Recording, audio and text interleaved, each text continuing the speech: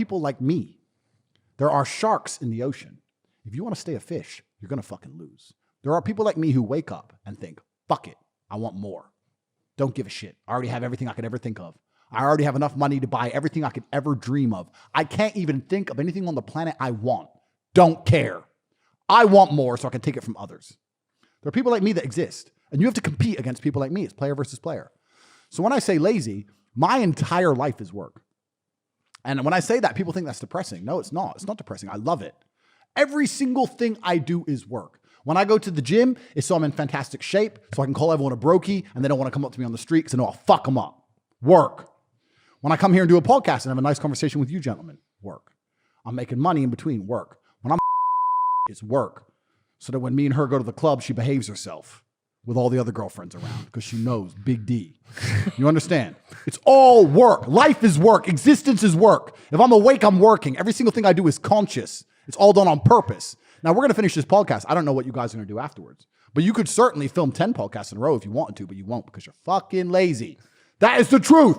You can be the biggest podcast in the world. You refuse because you want to. We're on that way. No, we're on that way. Go home. You're not allowed to go home. Only work. No. There's nothing else. You have to outcompete everybody. You have to find more work to do. Now, if you truly can't find more work to do, I don't believe that's a thing. I believe that's just an excuse for laziness, right? You can always find some more work to do. You guys could go back to a podcast you made a year ago, and you could go and you could make a highlight show of all the times that you said, I don't know, fuck or drink or whatever. Yeah. And you could make a highlight video. You can make a 10-second video of all the times you said it. You can put some music on it, boom, boom, TikTok. You could always find work to do. There's no such thing as no work. Count? That's your next There's no such thing as no work. No such thing. So most people are lazy, right? The second thing that the people suffer from is arrogance. And the reason people are arrogant is because every single individual, especially men, we're born with we have an ego, right? And I think the ego is a very important thing. If you read any of the modern bullshit that is pumped out by the Matrix, they say, you must get rid of your ego. You must remove your ego. But I disagree with that absolutely. That's the Matrix trying to program us all to be slaves.